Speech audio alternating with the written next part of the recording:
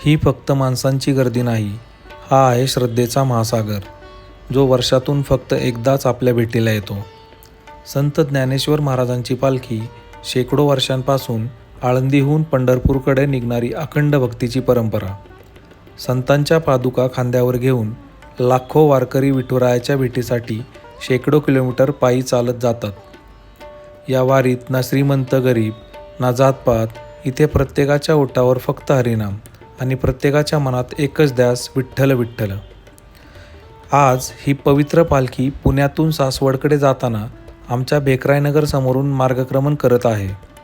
आकाशातून पाहिलं तर माणसं अक्षरशः मुंगीसारखे दिसतात, पण प्रत्येक पावलात आहे भक्ती, प्रत्येक चेहऱ्यावर आहे समाधान, आणि हे दिव्य दृश्य पाहण्यासाठी आम्ही संपूर्ण 1 वर्ष वाट पाहत असतो. संत ज्ञानेश्वर महाराजांच्या पालखीचा मुक्काम 2 दिवसांचा असतो.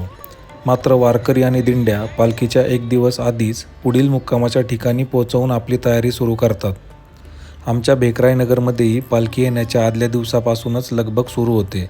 कुठे वारकऱ्यांसाठी महाप्रसादाची तयारी सुरू असते, तर कुठे त्यांच्या स्वागतासाठी उभारलेले मंडप भक्तांनी गजबजलेले असतात. रात्रभराचा प्रवास सुखकर व्हावा म्हणून अनेक वारकरी याच मंडपामध्ये विसावतात.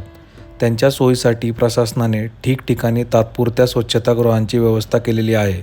ही केवळ तयारी नसते, तर लाखो भाविकांच्या सेवेसाठी उभं राहिलेलं एक सुंदर भक्तीचं रूप असतं.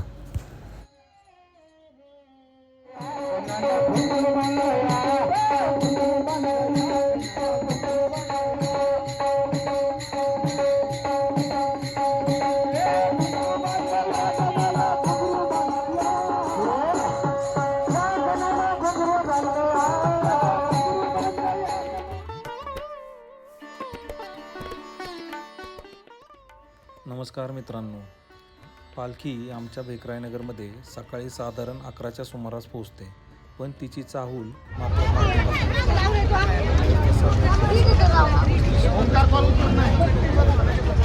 सगळीकडे उत्साहाचं वातावरण तयार होतं.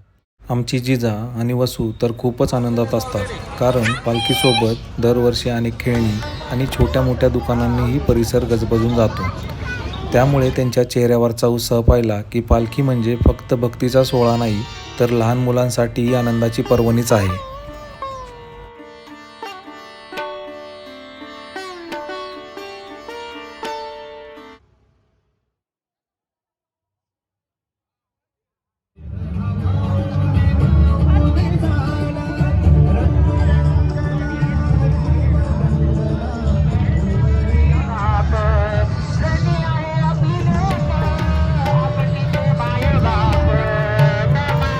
वारी म्हणजे फक्त चालणं नाही, तर एकमेकांसाठी काहीतरी करण्याची, प्रेम वाटण्याची आणि सेवाभाव जपण्याची परंपरा आहे. दरवर्षी माझी बँगलोरमधली मैत्रीण विद्या मला आवर्जून सांगते की मला वारकऱ्यांसाठी काहीतरी वाटप करायचं आहे. तिच्या मनातील ही भावना आणि वारकऱ्यांबद्दलची काळजी खरंच मनाला स्पर्शून जाते. ती इथे स्वतः नसली तरी तिच्या या छोट्याशा मदतीतून तिचे सेवाभाव वारकऱ्यांपर्यंत पोहोचत असते. तिने पाठवलेल्या मदतीतून आम्ही गुडदाण्याचे लाडू घेतले. माझे मित्र आणि आम्ही सगळ्यांनी मिळून हे लाडू वारकऱ्यांना वाटले. त्या प्रत्येक वारकऱ्यांच्या चेहऱ्यावरचा आनंद पाहताना जाणवलं, सेवा छोटी असो किंवा मोठी, तिच्या मागची भावना मात्र नेहमीच मोठी असते.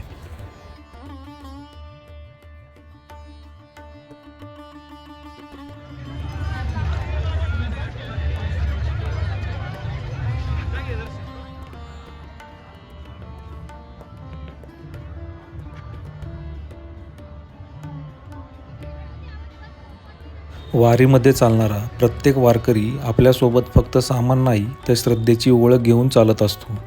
हातात भगवा ध्वज, डोक्यावर तुळशी वृंदावन आणि मुखी विठ्ठलाचं नामस्मरण. भगवा पताका ही त्याग, भक्ती आणि अध्यात्माचं प्रतीक मानले जाते, तर तुळशी वृंदावन हे पवित्रता, श्रद्धा आणि विठ्ठलावरील प्रेमाचं प्रतीक आहे. अनेक वारकरी डोक्यावर तुळशीचं वृंदावन घेऊन शेकडो किलोमीटरचा प्रवास करतात.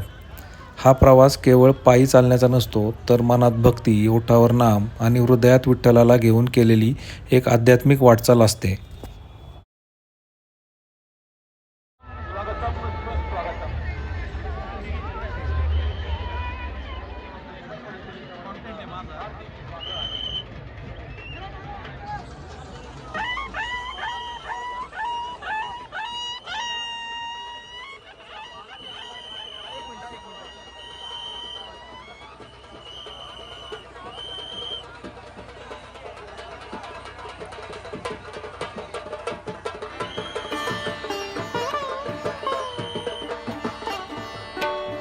संत ज्ञानेश्वर महाराजांच्या स्वागतासाठी पुढे तुतारीचे मंगलस्वर घुमतात आणि त्यानंतर सनई ताशांच्या गजरात नगारखाना मार्गस्थ होतो. हा नगारखाना पालखीच्या पुढे चालत असतो आणि त्याच्या आगमनाने जणू संपूर्ण परिसराला पालखी येत असल्याची चाहूल लागते. या वाद्याच्या गजरात, भक्तांच्या जयघोषात आणि उत्साहात पालखीचे स्वागत केलं जातं. पालखी सोहळ्यातील आणखी एक खास आकर्षण म्हणजे माऊलींचा अश्व. हा अश्व पालखीच्या परंपरेचा एक मानाचा भाग मानला जातो. वारकरी या अश्वाला मोठ्या श्रद्धेने नमन करतात. माऊलींच्या पालखीच्या आगमनाची एक पवित्र ओळख मानली जाते. पालखीच्या पुढे अनेक दिंड्या शिस्तीत चालत असतात. जवळपास 25 दिंड्या मार्गक्रमण करत पुढे जातात. टाळ मृदुंगाचा गजर, मुखी विठ्ठलाचं नाम आणि पावलांमध्ये भक्ती घेऊन हा प्रवास सुरू होतो.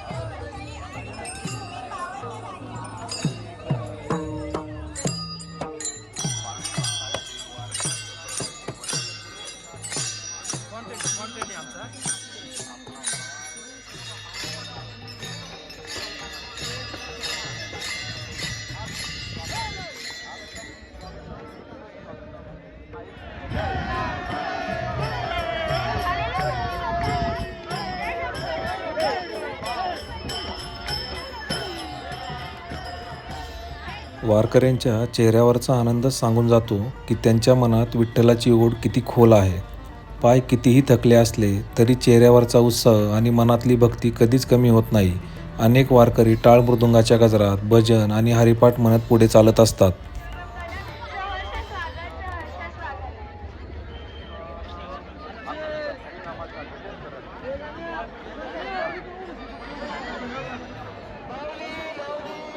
आणि सर्व दिंडींच्या मागून येते आपल्या लाडक्या माऊलींची पालखी. हे क्षण पाहण्यासाठी डोळे आतुरलेले असतात. ही फक्त पालखी नसून लाखो भक्तीच्या श्रद्धेचा चालता बोलता सोहळा आहे.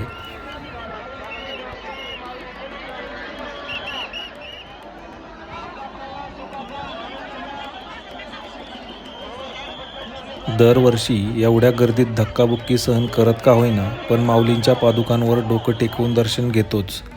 त्या एका क्षणासाठी मन आतुर असतं आणि दर्शन झाल्यानंतर मनाला मिळणारं समाधान, आनंद आणि शांतता शब्दात सांगता येत नाही.